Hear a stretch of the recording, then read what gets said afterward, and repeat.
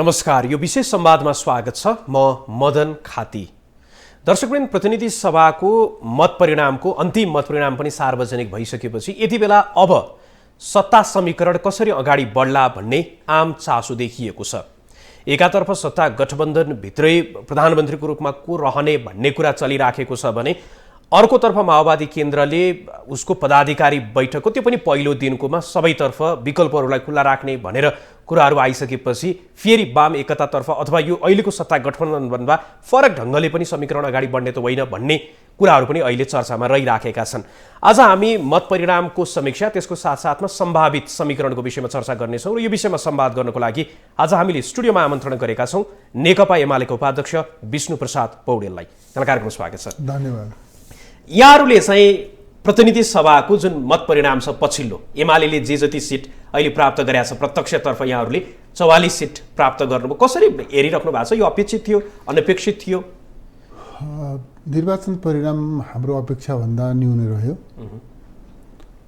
हामीले अपेक्षा गरेका थियौँ साधारण बहुमत हामीलाई प्राप्त होला, कम्तीमा पनि हामी संसदको सबभन्दा ठुलो दल हुनेछौँ भन्ने हाम्रो विश्लेषण थियो, हाम्रो ठम्याइ थियो।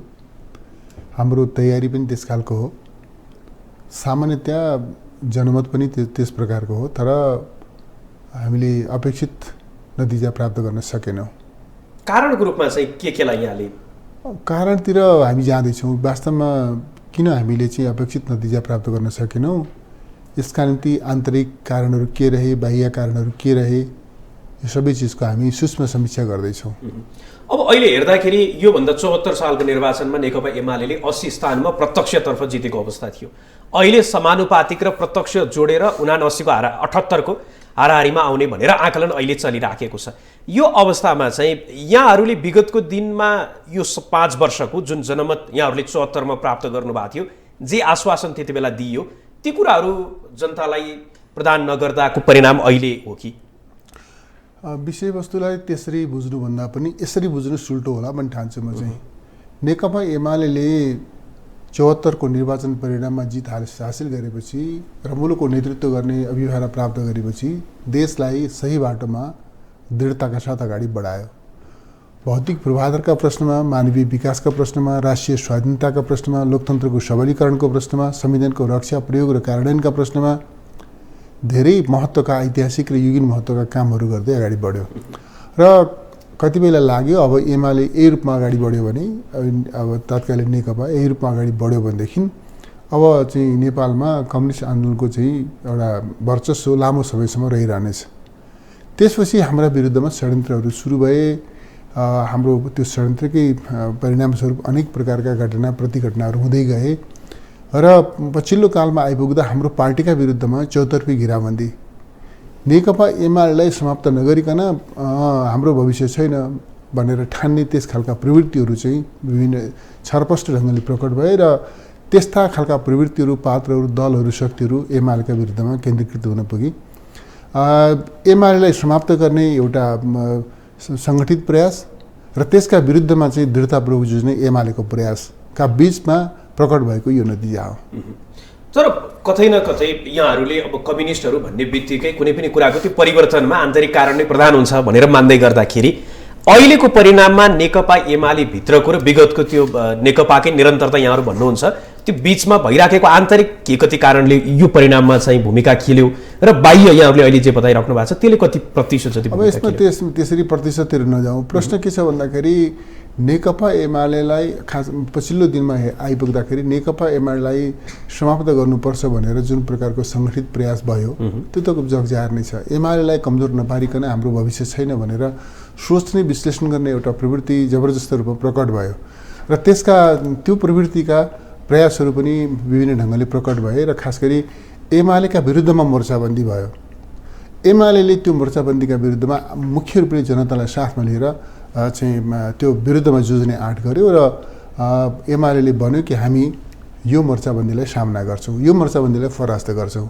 हामी त्यही अपेक्षाका साथमा हामीले भन्यौँ देशलाई यदि स्थिरतातर्फ लाने हो, विकासतर्फ लाने हो, समृद्धितर्फ लाने हो, हिजो एमाले सुरु गरेका राम्रा कामहरूलाई निरन्तरता दिँदै पूर्णता प्रदान गर्ने हो र थप नयाँ कामहरू गर्दै अगाडि जाने हो भनेदेखि समृद्धि, समाजवाद र सामाजिक न्यायको लक्ष्य भेदन गर्ने हो भने एमाले बहुमत प्राप्त गर्नुको, एमाले मुलुकको नेतृत्व गर्नुको विकल्प छैन भन्ने हाम्रो ठम्याइ थियो र त्यही ठम्याइ लिएर हामी जनताका माझमा गयौँ।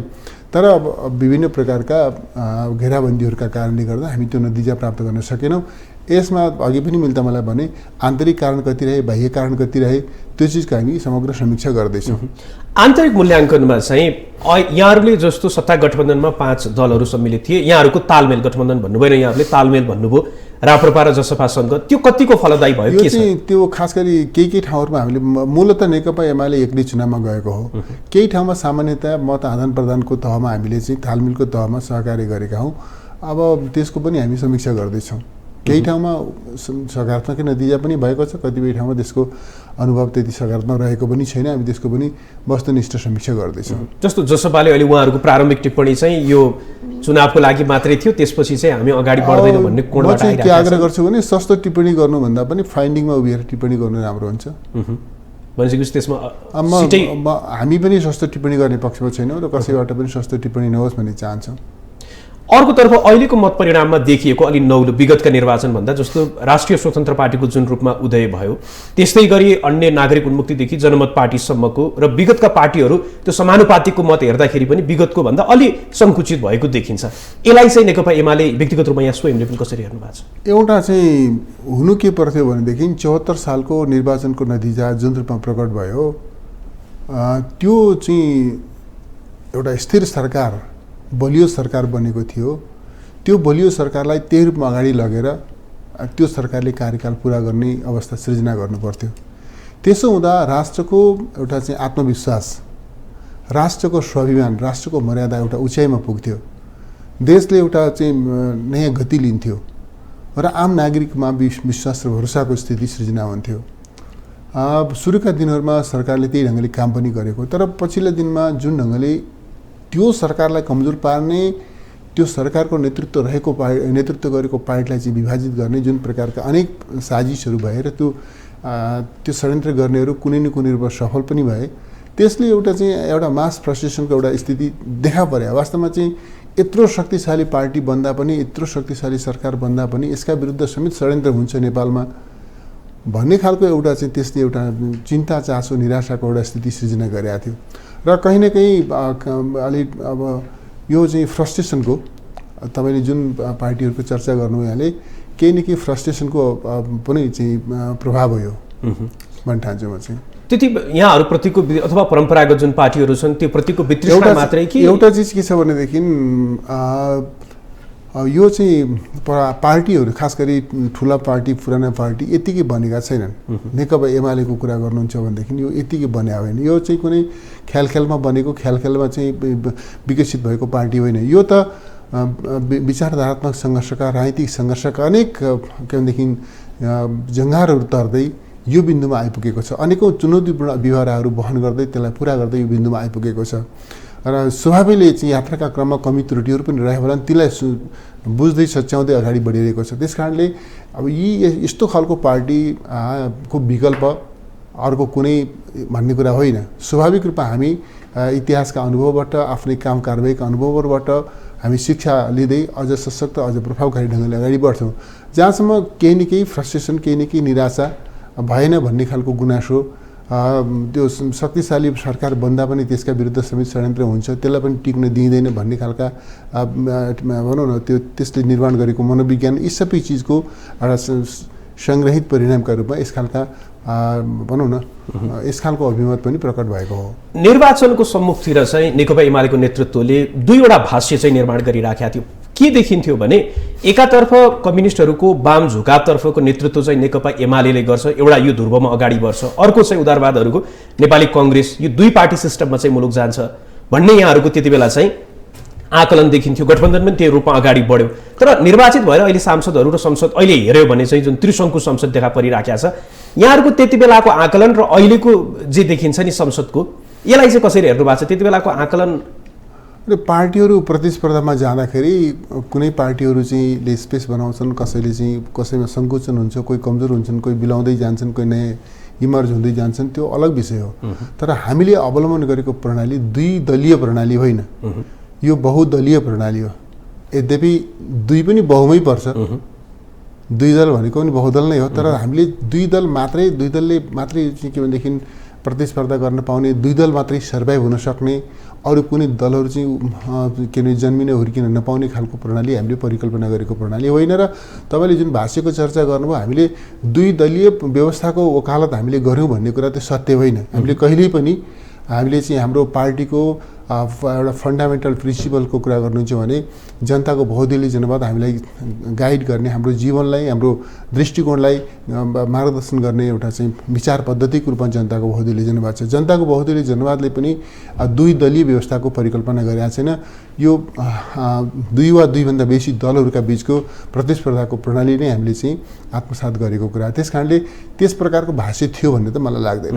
तर यहाँहरूको नेतृत्वबाट, महासचिवबाट आउने कुराहरूमा चाहिँ माओवादी चाहिँ क्रमशः त्यो सङ्कुचनतर्फ अग्रसर हुने, मैले चाहिँ एउटा अब कसको भनौँ न कसको अवस्था के रह्यो भन्ने कुरा त निर्वाचनको नतिजाले बताइ नै सकेका छ। स्वाभाविक रूपमा हामी धेरै ठुलो चाहिँ घेराबन्दीका बिचमा पनि, धेरै ठुलो प्रहारका बिचमा पनि हाम्रा विरुद्ध त्यस तहको चाहिँ मोर्चाबन्दी हुँदा पनि एउटा त स्पष्ट भएको छ कि नेकपा एमाले जनमतका हिसाबले मुलुकको नम्बर 1 पार्टी हो। यसमा त कसैले आज सायद अब डिबेट गर्दैन होला। जनमतको हिसाबले हो, सिट सङ्ख्या, गठबन्धन आदि इत्यादिका कारणले गर्दा सिट सङ्ख्यामा हामी चाहिँ दोस्रो भएका छौँ। हामीभन्दा केही सिटले नेपाली कङ्ग्रेस अगाडि छ। यो परिणामलाई पनि हामीले देखेका छौँ र यो परिणामलाई हामीले स्वीकार पनि गरेका छौँ। तर जनमतको हिसाबले नेकपा एमाले यो सबै घेराबन्दीका बावजुद पनि नेकपा एमाले सर्वाधिक लोकप्रिय राजनीतिक पार्टी हो नेपालको भन्ने कुरा चाहिँ निर्वाचनको नतिजाले प्रमाणित गरिदिएको छ। अहिलेको मत परिणाममा समग्र देशको एउटा अवस्था, जस्तै रूपन्देहीको यहाँकै निर्वाचन क्षेत्रमा 74 मा हुँदै गर्दाखेरि झन्डै 20,000 भन्दा बढीको मतान्तरले त्यहाँबाट विजय हुनुभयो। अहिले झन्डै 2000 को हाराहारीमा यहाँ चाहिँ त्यसको अग्रताले यहाँ विजय हुनु भएको छ। के कारणले? त्यति बेला वाम गठबन्धन मात्रैको त्यो परिणाम थियो कि अलिक फरक ढङ्गले पनि हेर्नु भएको छ अहिलेको? एउटा चिज के छ भनेदेखि मैले अघि पनि भने कति चाहिँ अपेक्षा र कतिपय सन्दर्भमा चाहिँ अलिकति भनौँ न एक ढङ्गले त्यो अघि मैले चर्चा गरिसकेँ। ठुला दलहरू खास गरी नेकपाको सरकारसँग मुलुकको धेरै ठुलो अपेक्षा थियो। त्यो अपेक्षा पुरा हुन दिएन। नेकपासँग भन्दा पनि जस्तो परिस्थिति निर्माण गरियो कि नेकपाको चाहिँ नेतृत्वको सरकार नै चल्न नसक्ने परिस्थिति जुन ढङ्गले निर्माण गरियो, त्यसको बिचमै त्यसको चाहिँ भनौँ न जनादेशभन्दा पृथक ढङ्गले अर्को विकल्प खोज्ने खालका कोसिसहरू भए। त्यसले एउटा चाहिँ एक ढङ्गले मान्छेहरूमा निराशा, यो खालको चाहिँ फ्रस्ट्रेसनको अवस्था त सिर्जना गर्यो नै। त्यस चिजका पनि कुराहरू छन्, अरू कतिपय कुराहरू पनि छन्। अब यसको समग्र समीक्षा हामी गर्दैछौँ। त्यो राजधानीको सम्बन्धमा चाहिँ के भन्नुहुन्छ? धेरै कोणमा त्यो कुराहरू राजधानीको प्रश्न चाहिँ त्यो कुनै जनमतलाई प्रभावित गर्ने प्रश्न होइन। यद्यपि राजधानीका प्रश्नमा लुम्बिनी प्रदेशको जनमत बाँडिएकै छ, विभाजितै छ। जनमत विभाजित छ, राजनीतिक नेतृत्व विभाजित छ।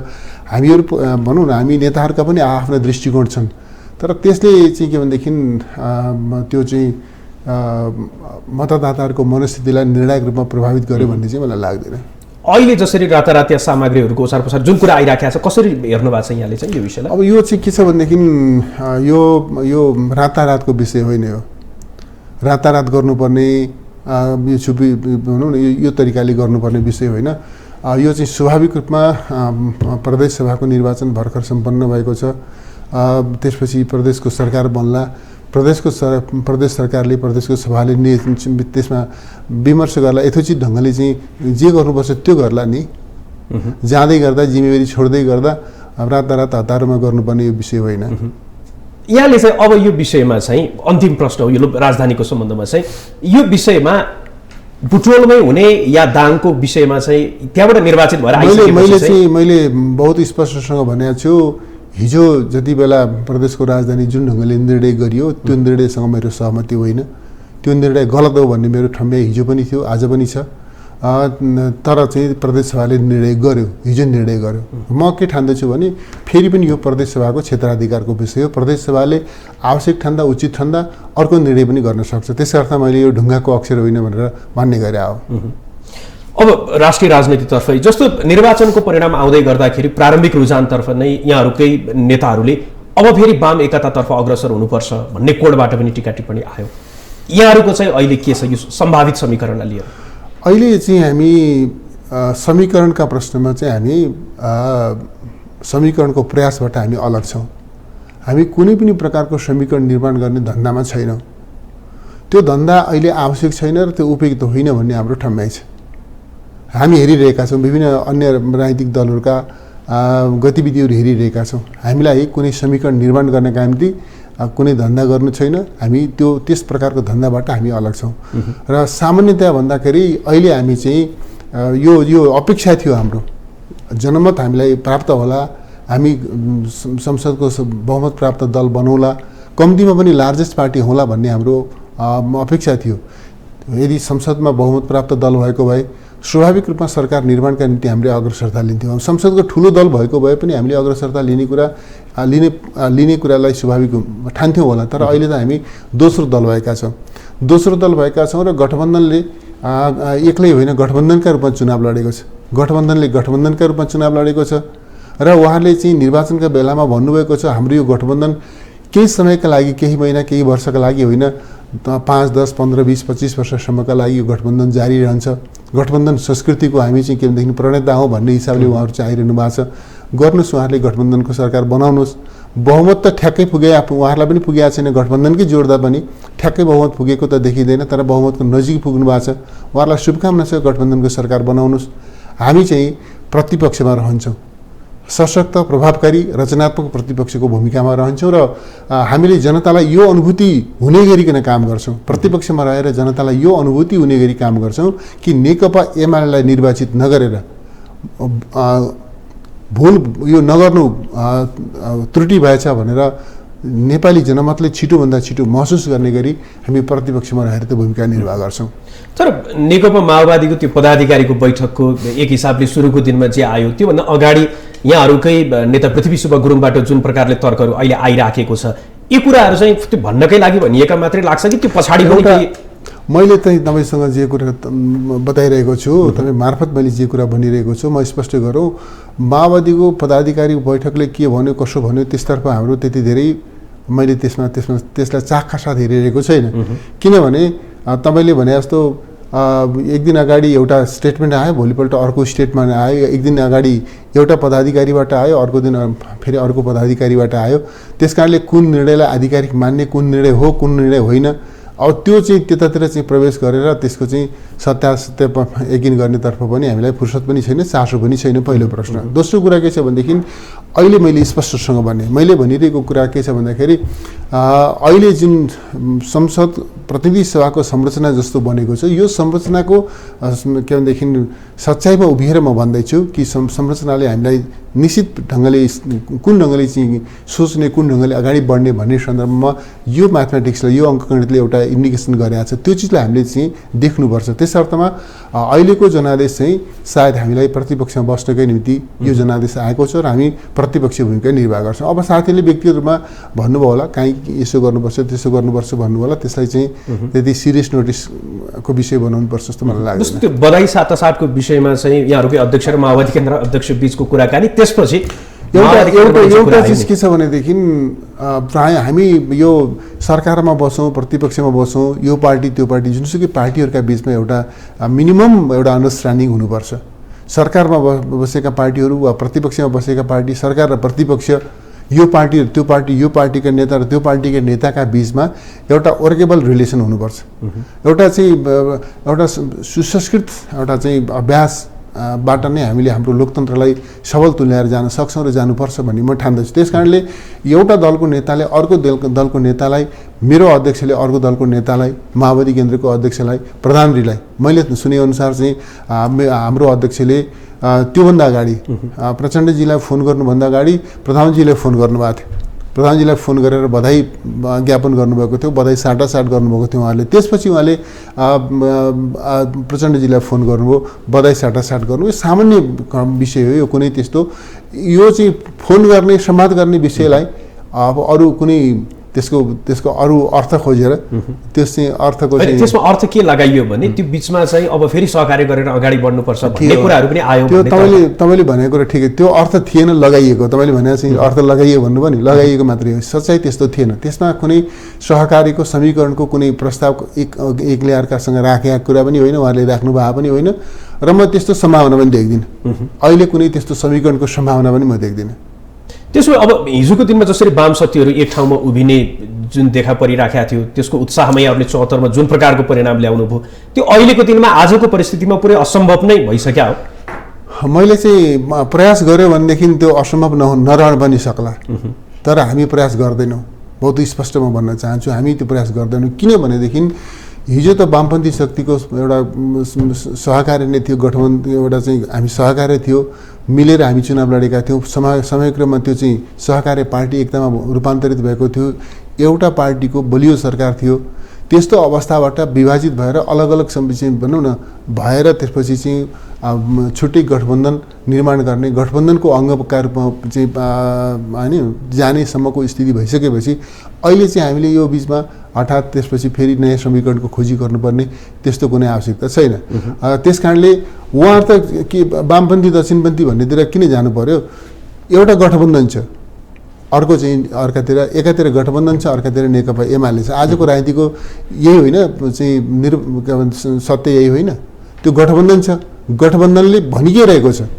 म यहाँले अरू स्टेटमेन्टको स्मरण यहाँले गर्नुभयो, अस्ति मात्रै गठबन्धनको बैठक बसेको थियो। गठबन्धनको बैठकले के निर्णय गर्यो?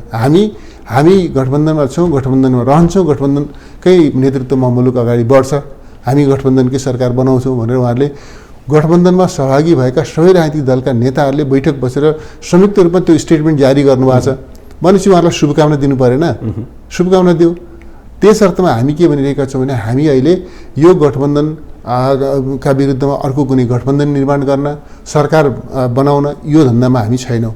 हामी अहिले के छौँ त भन्दाखेरि प्रतिपक्षमा सशक्त प्रभावकारी भूमिकाका साथ उपस्थित हुन्छौँ र जनतालाई यो अनुभूति, म दोहोऱ्याएर भन्न चाहन्छु, जनतालाई यो अनुभूति होस् भनेर हामी चाहन्छौँ कि वास्तवमा नेकपा एमालेलाई बहुमत नदिएर चाहिँ मुलुकको भविष्य बर्बाद हुने भयो भन्ने त्यो अनुभूति छिटोभन्दा छिटो आम मतदातालाई होस् भन्ने हिसाबले हामी काम गर्छौँ।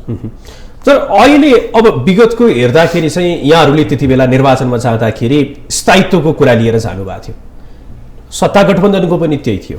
स्थायित्व अहिलेको अङ्कगणितलाई हेऱ्यो भने चाहिँ जनताले अलिक फरक ढङ्गले निर्वाचित गरेको अवस्था छ। यहाँहरूको जुन अपेक्षा थियो त्योभन्दा ठिक विपरीत ढङ्गले चाहिँ कसरी आयो?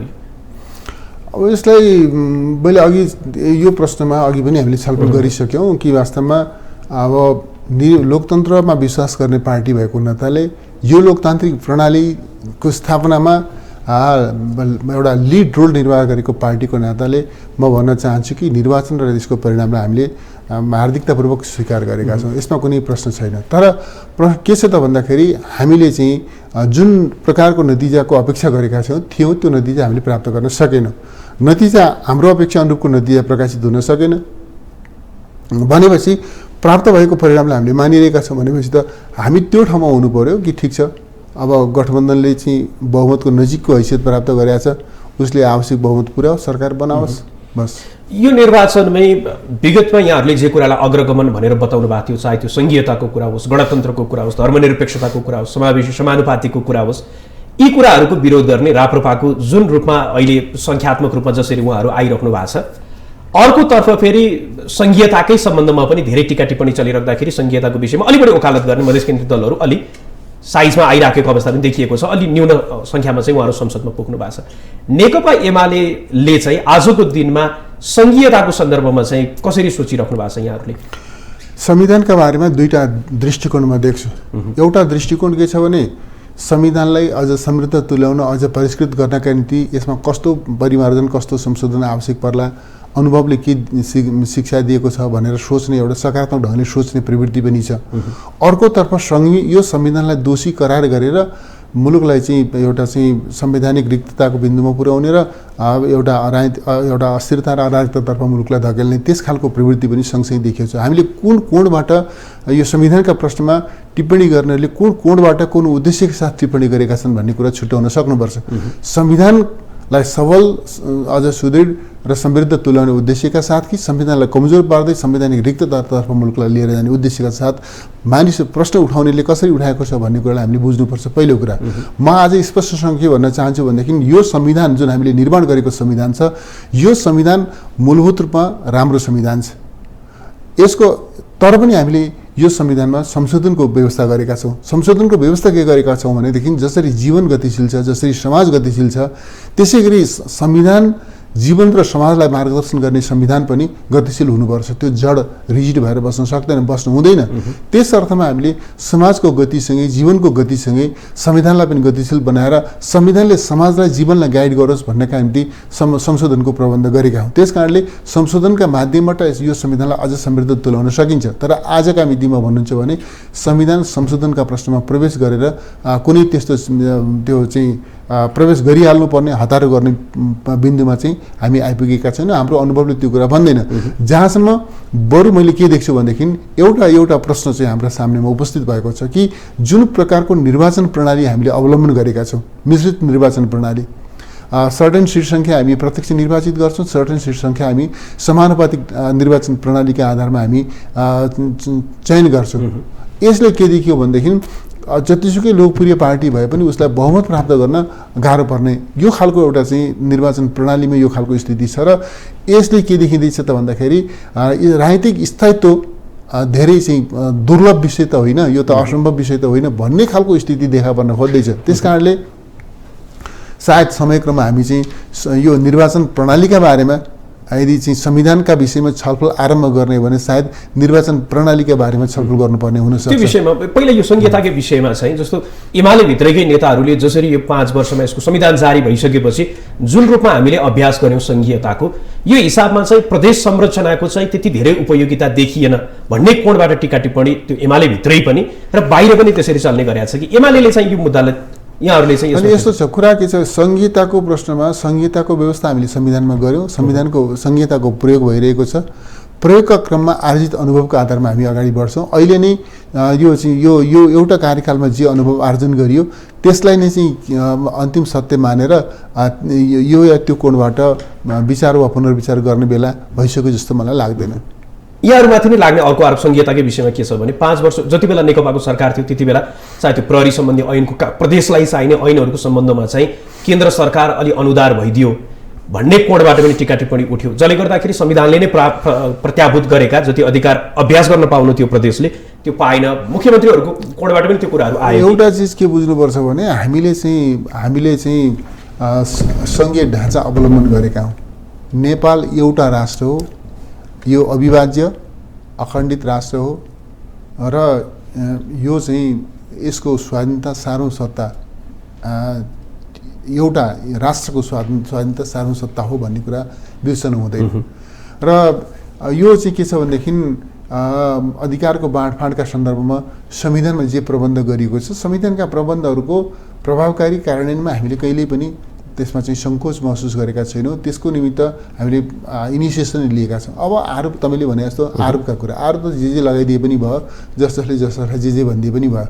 प्रश्न के हो भनेदेखि संविधानमा प्रदेशका निम्ति जे अधिकार परिभाषित गरिएको छ, संविधानमा सङ्घका निम्ति जे अधिकार प्रयोग व्यवस्था गरिएको छ, संविधानमा स्थानीय तहका निम्ति जे अधिकारको व्यवस्था गरिएको छ, ती अधिकारहरू सम्बन्धित तहहरूले तदनुकूल नै प्रयोग गर्न सक्ने एउटा परिस्थिति बनोस् भन्ने हाम्रो चाहना हो। र त्यसरी प्रयोग गर्ने क्रममा थप अनुभव जब हामीले आर्जन गर्नेछौँ, अनुभवले हामीलाई केही नयाँ इन्डिकेट भनौँ न नयाँ ढङ्गले चाहिँ हामीलाई केही अनुभवले केही कुरा बतायो भनेदेखि अनुभवको जगमा उभिएर लिनुपर्ने कदम लिउँला, चाल्नुपर्ने कदम चालौँला, गर्नुपर्ने छलफल गरौँला। तर आजको अवस्था के हो भनेदेखि हामी संहिताका प्रश्नमा रिथिङ गर्नुपर्ने बिन्दुमा पुगिसक्यौँ। यो चाहिन्छ चाहिँदैन भन्ने बिन्दुमा पुगिसक्यो भन्ने कुरा होइन। अहिले संहिता आवश्यक छ छैन भनेर बहस गर्ने यो चाहिँ बेला होइन। बरु यो के हो भनेदेखि समग्र संविधानको प्रभावकारी कार्यान्वयन गर्दै त्यसका आधारमा आर्जित भएका अनुभवहरूबाट शिक्षा लिने बेला हो यो भन्ने मलाई लाग्छ। तर अलबलले गर्दाखेरि जुन ऐनहरू निर्माण गर्नुपर्ने थियो प्रहरी सम्बन्धी साथै सुरक्षाको, त्यसले गर्दाखेरि प्रश्नहरू उठिराखेको छ। यस्तो छ त्यो प्रश्नमा त्यो सामान्य कुरा त्यति धेरै महत्त्व राख्दैन। प्रश्नमा आग्रह छ, आग्रहपूर्ण प्रश्नको चाहिँ जवाब दिएर चाहिँ अलमलिनु हुँदैन। हामीले चाहिँ आफ्नो यात्रामा दृढताका साथ अगाडि भने कोले के उद्देश्यबाट को आग्रहबाट चाहिँ प्रश्न गर्छ, त्यस्ता प्रश्नमा अल्झिएर साध्यै चल्दैन। अर्को यहाँले अगाडि निर्वाचन प्रणाली र स्थायित्वसँग जोडेर पनि केही कुराहरू राख्नुभयो। अबको आगामी विधायन बनाउने त संसदले नै हो। यो निर्वाचन प्रणालीमा पनि पुनरावलोकन हुन सक्ने त्यसलाई चाहिँ कसरी हेर्नु? अहिले नै हामी त्यसमा पनि अहिले नै हामी पुगिसकेका छैनौँ। तर एउटा प्रश्न त यो उपस्थित भएको छ कि वास्तवमा राजनीतिक स्थायित्वका लागि भनौँ न एउटा लोकप्रिय पार्टीले बहुमत प्राप्त गर्न सक्ने खालको चाहिँ प्रबन्ध भएन भनेदेखि राजनीतिक स्थायित्व कसरी सुनिश्चित हुन्छ त भन्ने प्रश्न त हाम्रो सामने उपस्थित भएको छ। त्यसले गर्दा यो एउटा प्रश्न उपस्थित भयो भन्ने अर्थमा मैले यसलाई नोटिसमा लिएको। अहिले नै हामी निर्वाचन प्रणालीको विकल्पमा पनि सोचिहाल्ने बेला आइसक्यो भनेर म भन्दिनँ, तर वास्तवमा राजनीतिक स्थायित्व कसरी सुनिश्चित गर्ने त? हाम्रो सामनेमा दुईवटा प्रश्न सँगसँगै छ। एकातिर सोसाइटी जस्तो छ, सोसाइटीको प्रतिबिम्ब सर्वोच्च विधायकीमा प्रदेशका स्थानीय तहहरूमा पनि त्यो प्रतिबिम्बित होस्। समाज जस्तो छ त्यस्तै बनोस् तिनै तहका जनप्रतिनिधि संस्थाहरू भन्ने हाम्रो एकातिर चाहना छ भने, त्यो अपेक्षा छ, हाम्रो त्यो चाहिँ मान्यता छ भनेदेखि अर्कोतर्फ स्थायित्व, राजनीतिक स्थायित्व पनि विकासका समृद्धिका लागि एउटा बलियो आधार हो। त्यस बिना हामी चाहिँ समृद्धि हासिल गर्न सक्दैनौँ भन्ने पनि त्यतिकै स्पष्ट छ। त्यस कारणले गर्दा स्थायित्वको प्रश्नलाई हामी कसरी एड्रेस, जस्तो समावेशी प्रतिनिधित्वको प्रश्नमा हामीले चाहिँ एउटा संवैधानिक प्रबन्ध गरेका छौँ, अब स्थायित्वका प्रश्नमा हामीले चाहिँ कस्तो प्रबन्ध गर्ने त भनेर सोच्नुपर्ने त्यो चाहिँ त होइन भन्ने त्यस हदसम्म मैले यसलाई नोटिसमा लिएको हो। अब हामी कार्यक्रमको अन्तिममा छौँ। अन्तिममा चाहिँ जस्तो नागरिकता विधेयकको सम्बन्धमा पनि त्यो चासोमा पनि रह्यो, चर्चामा पनि रह्यो चुनावको बेलामा। अब एक प्रकारले जनप्रतिनिधिहरू निर्वाचित भएर आइसक्नु भएको छ, यो विषयमा चाहिँ के हुन्छ, कसरी अगाडि बढ्ला?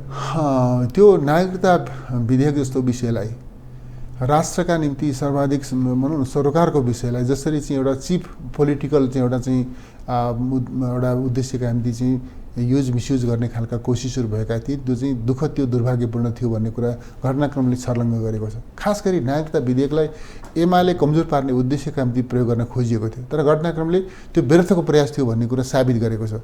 त्यसले गर्दा सायद अब अलि चाहिँ एउटा औचित्यपूर्ण आधारमा चाहिँ यो नागरिकता सम्बन्धी विधेयकको टुङ्गो लगाउनका निम्ति भोलि भनौँ न यो अहिलेको चाहिँ प्रतिनिधि सभा त्यसका निम्ति चाहिँ तयार हुन्छ भन्ने मलाई लाग्दछ।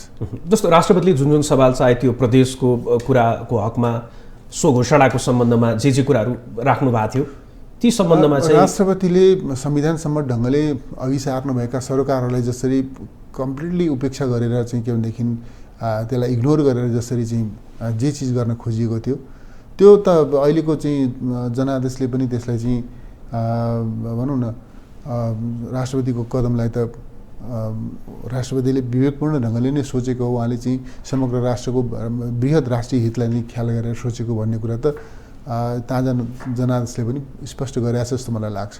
होइन, अहिले जसरी सत्तारूढ गठबन्धनले नागरिकता विधेयकलाई अगाडि बढाउन खोजेको थियो नि, त्यही रूपमा नै अब भोलि उहाँहरूकै राष्ट्रपति, उहाँहरूकै प्रधानमन्त्री हुँदै गर्दाखेरि चाहिँ बन्यो भने अब प्रतिपक्षमा रहेको एमालेले के गर्छ? त्यसमा यस्तो छ नि, अब अहिले चाहिँ के छ भने त्यो भोलि कसरी आउँछ, कसरी के गर्ने भन्ने कुरो भोलिको विषयमा अहिले पेशकी धारणा नबनाइहालौँ न। कसरी सरकार कस्तो बन्छ, ऊ कसरी आउँछ, सरकार कसरी आउँछ, सदनमा विभिन्न राजनीतिक दलहरूको के भूमिका परिभाषित हुन्छ, कुन दलले कसरी गर्छन् भन्ने विषयमा अहिले नै किन हतार गर्ने र समय छ नि। महाभियोगको विषयमा चाहिँ योभन्दा अगाडिको जुन संसद थियो नि त्यसले चाहिँ यो पछिल्लो संसदले पनि गर्छ भन्ने कुरा पनि आइराखेको थियो। आजको जुन घटना विकसित भइराखेको छ यसलाई चाहिँ यहाँहरूले कसरी हेर्नु भएको छ? एमाले के गरेछ? मैले चाहिँ यो भर्खर सुने, म चाहिँ अपडेट हुँदैछु त्यसमा। हस्, यहाँको महत्त्वपूर्ण समय र यो संवादको लागि यहाँलाई धेरै धेरै धन्यवाद। धन्यवाद। दर्शकवृन्द, आजको यो विशेष संवादमा हामीले निर्वाचनको समग्र मत परिणामको समीक्षा, त्यसको साथसाथमा आगामी एजेन्डाहरू र सम्भावित सत्ता समीकरण कसरी अगाडि बढ्ला भन्ने विषयमा केन्द्रित रहेर संवाद गऱ्यौँ। आजको लागि यो विशेष संवादलाई निर्धारित समय सकिएको छ। हामी तपाईँलाई न्युजसँग जोडिरहनेछौँ। नमस्कार।